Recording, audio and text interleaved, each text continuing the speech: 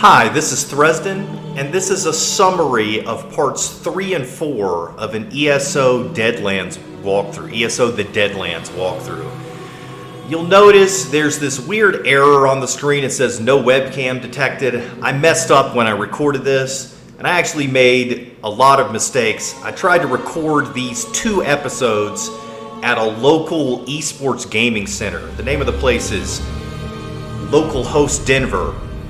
And it's a great place to go play video games, but unfortunately, it turned out not to be a good place to record videos because it's so noisy in there. So I ended up having to trash all of the audio from the video that I recorded. So this entire summary here, I've heavily edited it. It's going to be about 35 minutes long, condensing down 2 hours of gameplay. But I didn't want to just not post these videos, or this video, it's only one now, but I didn't want to not post it because there would be this gap in the storyline and it wouldn't make any sense. So right here, after the previous episode, we were about to go to the Deadlands for the first time. These are the portals to the Deadlands. There's one that goes to the Sever, and there's one that goes to the Burn. I decided to go to the Sever because I have a daily quest that tells me to go there. And I was kind of surprised seeing that the sky is blue here. Every time we've seen the Deadlands in the past, it's always had a red sky. But in the Sever, the sky is blue. So what I was here trying to do is, we've been sent to apprehend these thieves that have stolen Red Maiden. Red Maiden is a drug that can be used to cure the drain. The drain is this affliction that mortals sometimes get in Fargrave, or just, I guess, in the Oblivion realms in general. So I ran by, here's one of the thieves right here, his name is Bakh. And when I talked to him, he said that they had a good reason to steal the Red Maiden. They're not just stealing it to sell it to make a bunch of money. There was a good reason. He wouldn't tell me what the reason was, but he said if I could go find his friends, they would all meet up and they would explain it to me. So I was like, all right, I'll go find your friends. I'll listen to what you have to say.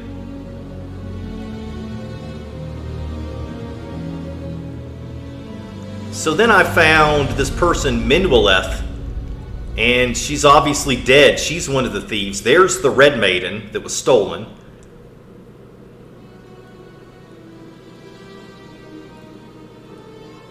And then here's her diary. And she says that their friend Eliza has come down with the drain. So they stole the Red Maiden in order to cure her. Now then I ran across this person named Telofasa. He's dead. His diary is sitting there. And he was doing something with these lightning poles out here. And I picked up a quest from this, but I didn't really understand where I was supposed to go. It says enter the false martyr's Folly. I don't know where that is. My mind was kind of on finding the other members of this thieves group. So I didn't stop to really try to figure that quest out, but I'll probably do it in the next episode or soon afterwards. So there's this kind of wall, mountain wall around the middle of the zone, and inside of that wall is this world boss. We had gotten a quest in the previous episode to kill this world boss. I got lucky. There was a bunch of people trying to kill it, so I ran up and tried to get a few hits in. Unfortunately, it one-shotted me with some kind of crazy mechanic that it does, so I resurrected, and luckily I got credit for the kill, even though I died there. So the only thing left to do was to free the prisoners. If you remember, these prisoners had been paralyzed and then left for this thing to eat them. So I killed it, and now I just need to free these prisoners. And they're just thanking me. If you're ever in Fargrave, know the Tong owe you a debt.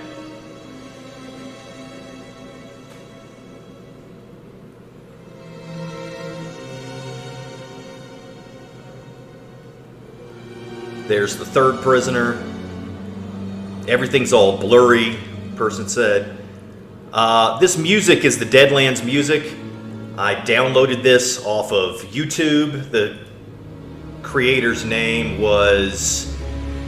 I can't find his name, but I'll leave it in the description. Somebody recorded the Deadlands music, and I converted it to an MP3, and that's what you're hearing here. So I was trying to get a Skyshard, and this Storm Atronach attacked me, but me and Bastion made short work of it. And then the Skyshard, if you could see it, it's right over there on that cliff, but I had to figure out how I could get to it.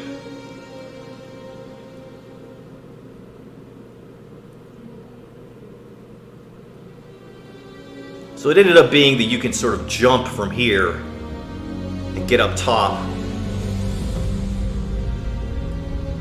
And there's this little imp guarding it.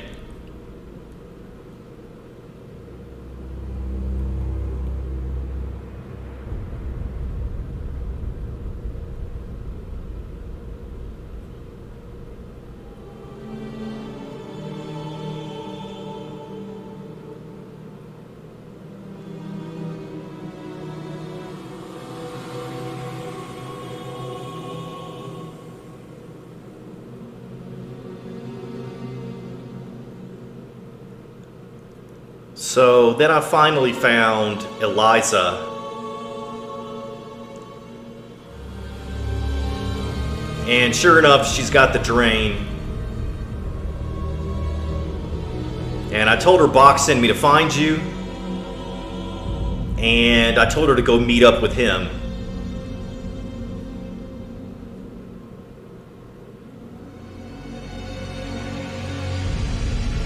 So here's the meeting spot where I'm going to meet all the thieves.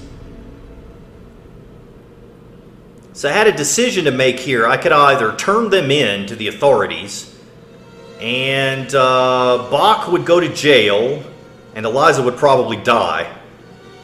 But if they stay in the Deadlands, they're going to have a hard time surviving in the Deadlands as well. But I told them, hey, just try to make it in the Deadlands. I'm not going to turn you in. My character is a thief himself, so he's not going to turn in a fellow thief.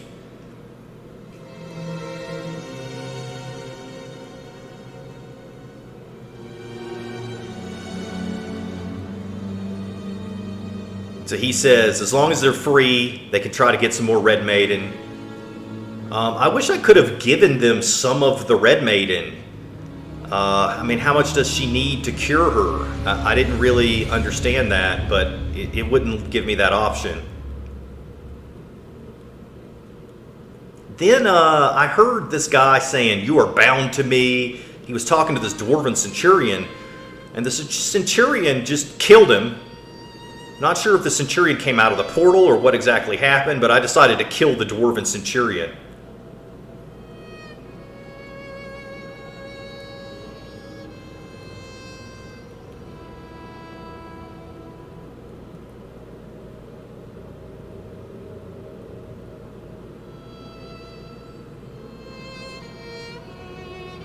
And then I went all the way over to the west side to the burn.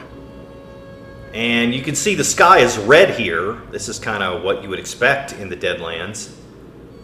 But in this DLC, the Sever has a blue sky and the burn has a red sky. So then I found the portal to Fargrave. This is the other side of the portal that's in the Plaza of Portals. So if we had gone through the burn portal, this is where we would have shown up. And just to test it, I decided to try it out. Sure enough, here's the Plaza of Portals, and now I can go back through and I'll be in the burn.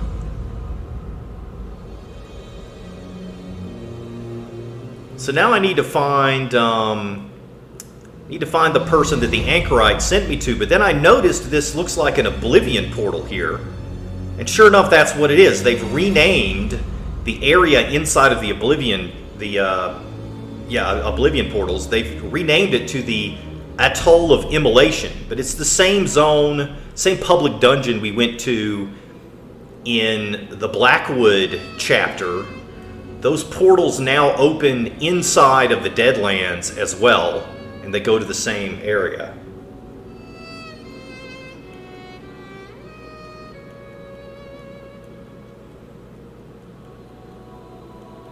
So this is the guy that the Anchorite sent me to talk to, Initiate Tilgo.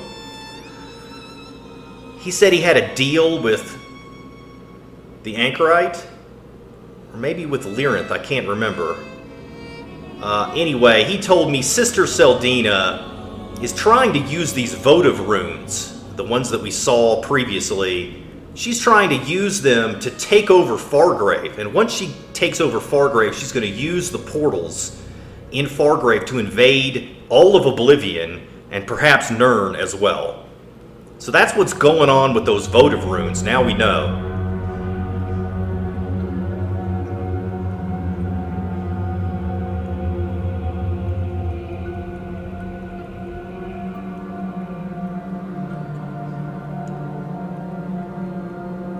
So I tried to leave and ended up in a fight with these two Waking Flame cultists that are hanging out right outside where Initiate Tilgo is.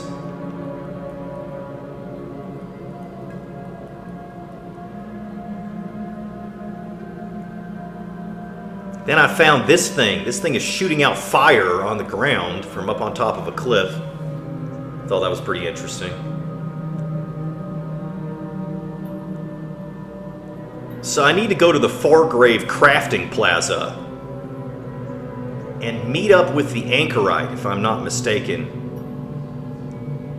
But first, I go and talk to this guard here, and I lie to her and tell her, the thieves got away. Sorry, I tried to catch them, but they got away. But here's the Red Maiden. She gave me a piece of gear, the Stricture's Mantle, and 332 gold. It's part of the Sky Marcher's Cruelty set, which is more of a tank set. Not really what I want to wear. But I went ahead and bound it to my account anyway. So now I'm turning in that World Boss quest from when we killed that World Boss. I was looking at Luna Burial there. She has a new daily quest for me. So I got a new daily quest that says to kill the Unmaker. So we'll do that at some point in a future episode. See if we can catch a group trying to kill the Unmaker, another world boss. And then this is a Delve quest here that I'm picking up. She's telling me that the Waking Flame cultists have been leaving these pamphlets all over the place, propaganda. She wants me to go to the Reformatory and burn the pamphlets. I guess the Reformatory is where the pamphlets originate. So we're going to censor some people. That's what we're going to do. This is the person that commissioned the job, Fina, and she doesn't say much, just tells me to go burn the pamphlets. So now I got to the crafting plaza, and these Waking Flame cultists are being arrested by the guards, and here's the Anchorite standing right there.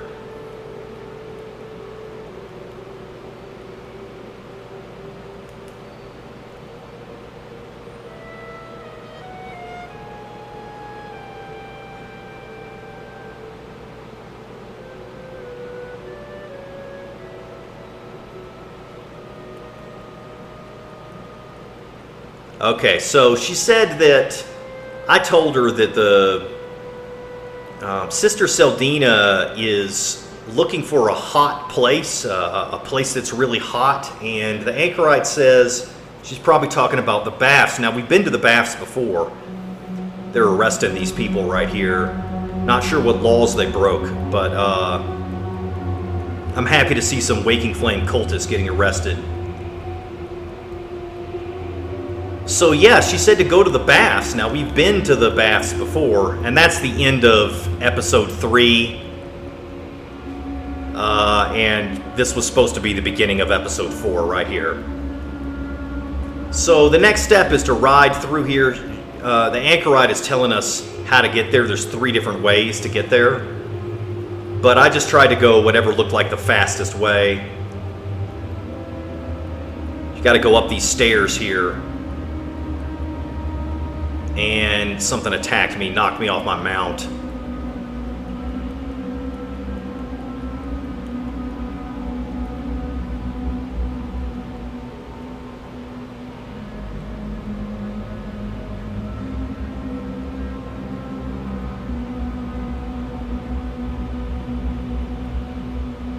And then I just go through this tunnel.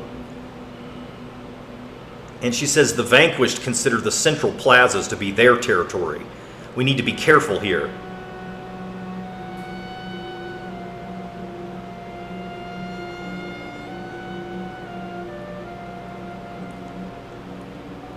So I finally opened the Deadlands reward coffer that I had gotten from finishing that daily quest, and I had Hexos Ward Amulet. It's a necklace that's part of the Hexos Ward set, which is a pretty good DPS set. Really, it's what I need, but I think I don't quite have enough pieces to the set to wear the set yet.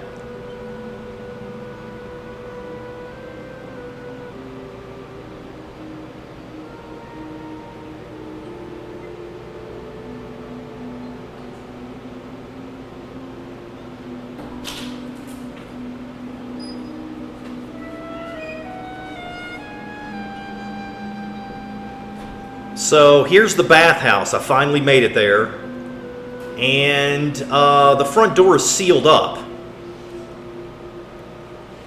We don't know how to get through the seal. So we're going to have to go through the courtyard, but that's okay. Last time we went in there, that's how we got to it. We went through the courtyard.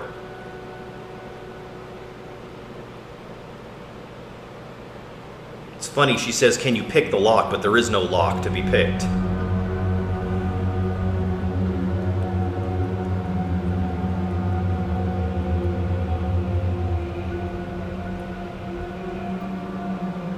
Just have to go in this Bathhouse Undercroft here. You get inside the bathhouse. But when you get there, there's another ward sealing this area.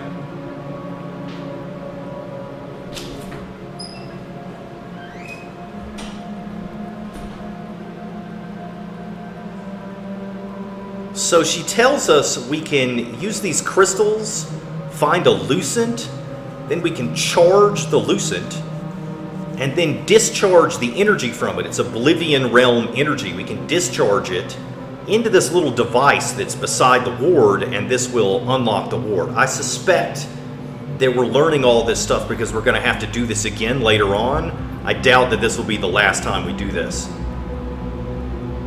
So when you pick up the Lucent, it says that it's not charged. It just says Lucent. Known to absorb the ever-present energy. And then you go over here and you can charge it in the Dynamis font. And then when you charge it, now it says charged Lucent. This one is charged with energy. It has the same description, except that now it says it's charged.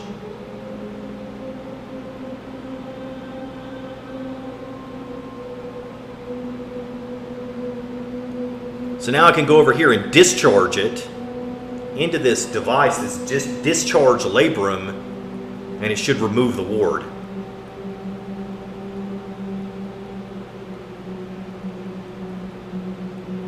And that's it, the ward's removed.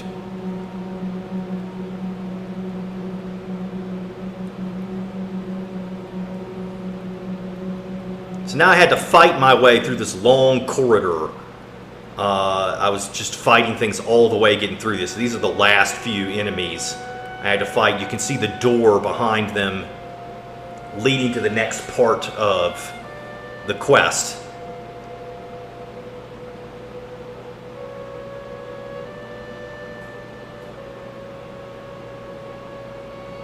And then guess who's here? Lyranth.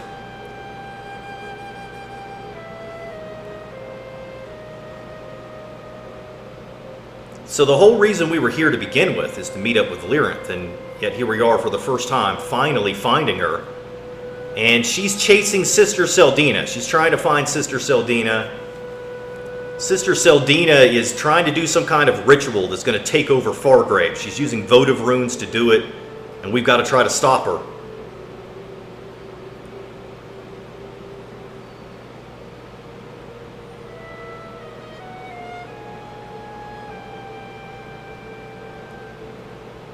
And Lyranth just gets rid of the ward with no problem. She doesn't need a lucent or anything.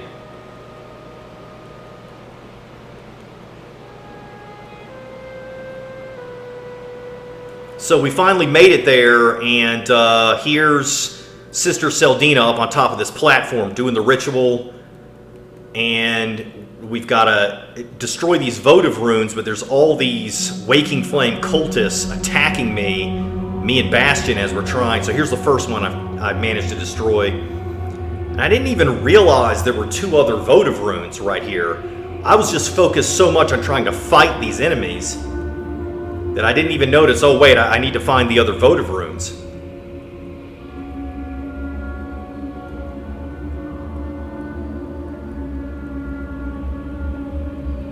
And right about here, oh well, it's still, here comes another enemy. I was still thinking maybe I just have to kill all the enemies.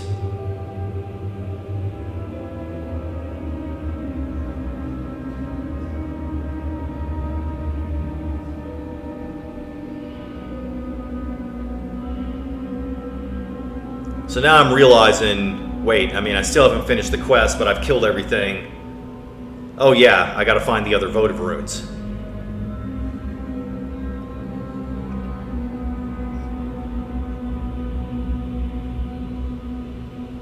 So there's the second one.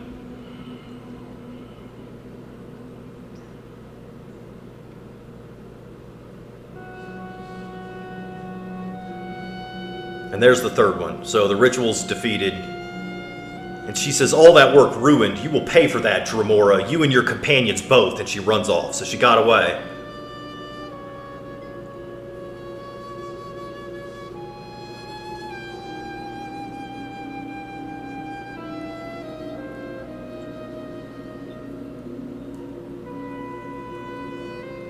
So we start looking around. I'm trying to see if Celdina left something here. I'm going to talk to Lyranth for just a minute. And basically she tells me to search the place and see if I can find anything, any kind of clue as to where Sister Celdina may have gone. So there's a lot of loot around here, but eventually I do find the quest item. It's an encoded note. So it's written in some kind of code. I can't read it. And then Lyranth makes this dramatic entrance, portals in when she could have just walked up the stairs. So she says we need to go back to town and talk to the Anchorite. See if the Anchorite... Well, there's the Anchorite right there. On the way back, I find this place, Felicitous Furnishings.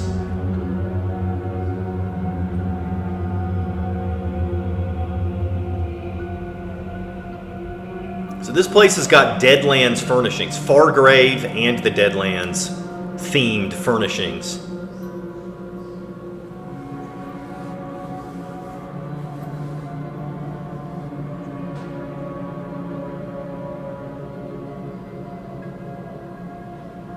And there's lots of stuff. Bush, Fargrave clutter, Fargrave flag. Tree, old charred oak, lots of Fargrave stuff. And then this girl right here, these are the achievement furnishings.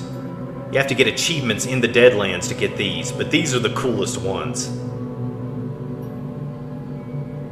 These are all Deadlands themed. Deadlands buttress, large,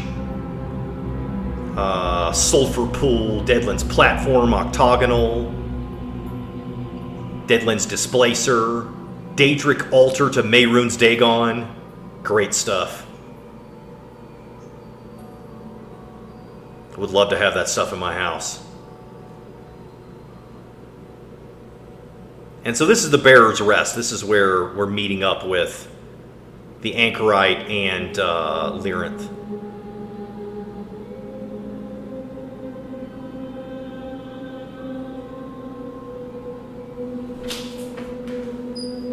So I asked the Anchorite, does she know anyone who can decipher the code? And she says we need to go to Madam Whim's place and talk to Madam Whim and see if she knows someone who can decode it.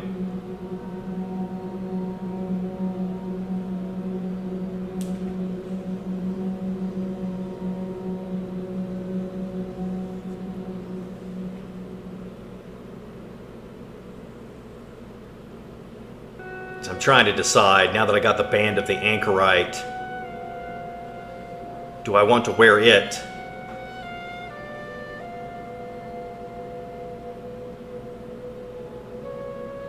And I think I end up replacing the ring. Maybe not. So I'm talking to Lyranth, letting her know, hey, the Anchorite says we should go to talk to Madam Whim.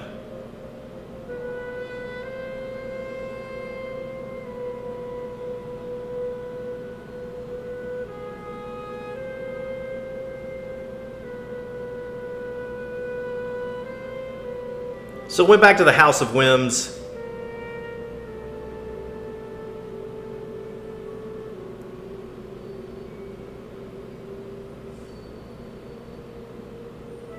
And Lyranth is already there talking to Madam Whim. She tells me to show Madam Whim the note.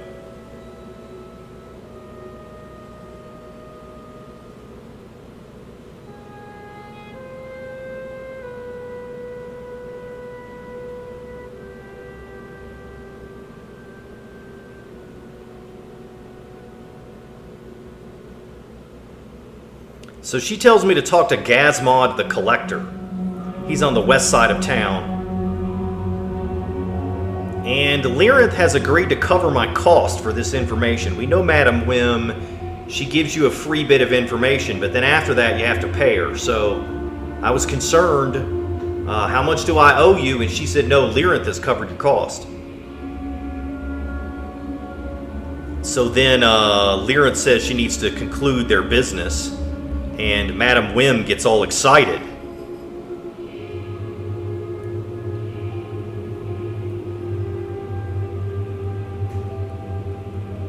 So, not quite sure what Lyranth agreed to there. Doesn't sound like an exchange of money. There's something else going on there.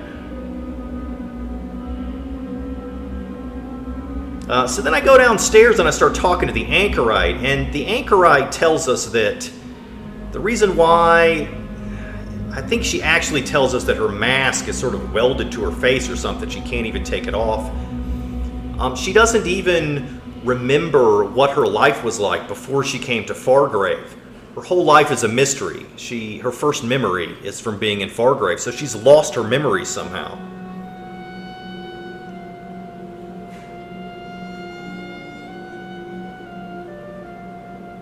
So now Lyranth is interested. She wants to know more about the Anchorite.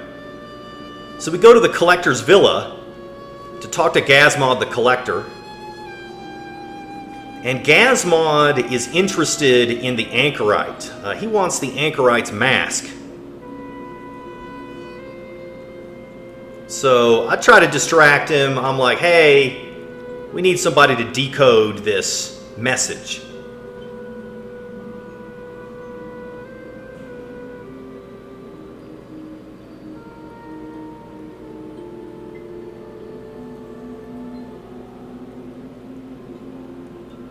So Lyranth starts talking to him. She says, look, we just want to borrow a Dagonic Codebreaker. And the Anchorite says, I'll let you examine my mask.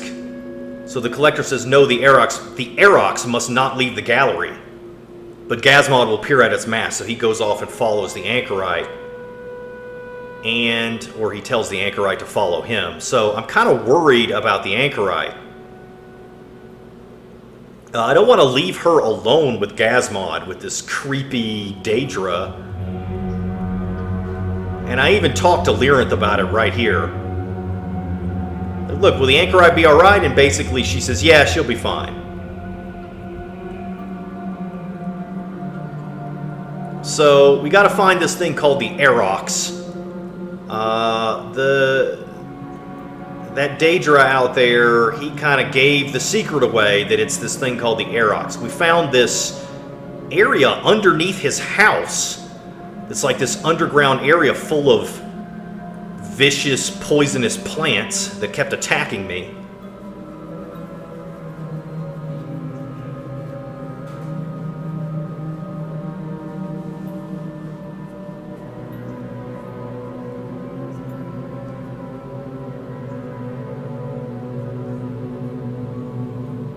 Then I start realizing that my healing ability is not working. The reason is because it's part of the light armor skill line, and I no longer have 5 pieces of light armor. So I'm going to have to fix that. I'm going to have to get rid of one of these House of Hexos pieces of gear and put a light armor piece back on.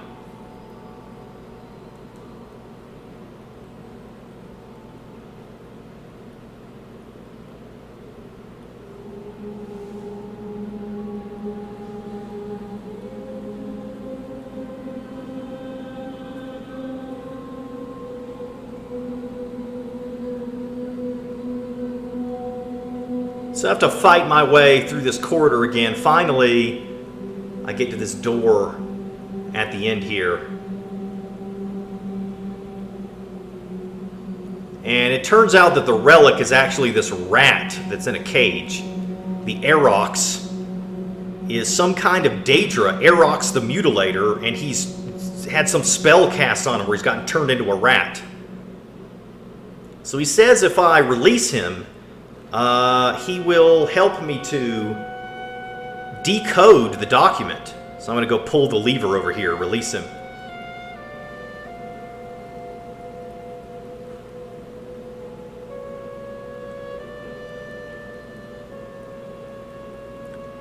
So he ends up pledging fealty to me. He's, you know, he's like a pet rat now, and he jumps into my backpack. And now he says he'll serve me.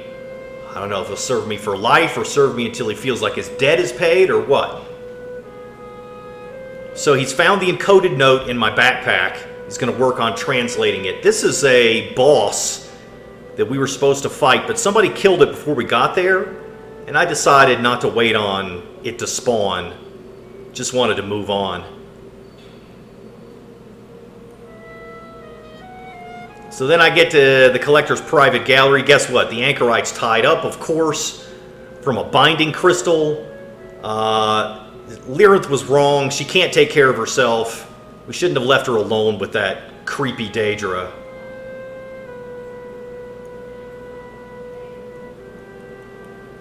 Anyway, we go back to the House of Whims.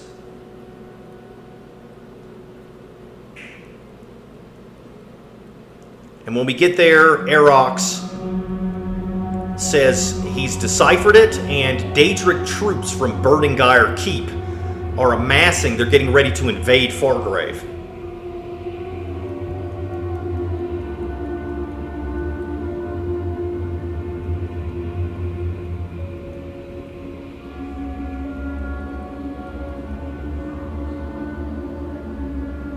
So I ask him, does it say anything else? And basically, no. We're going to have to go to Burning Gyre Keep and do something about this army that's amassing there. So we're going to go back into the Deadlands and find this Burning Gyre Keep. And that's it. That was going to be the end of the episode. I apologize for this video being so messed up. The next episode will be a normal episode as usual. I'll record it from home. So we won't have this problem again. Thanks for watching. See you next time.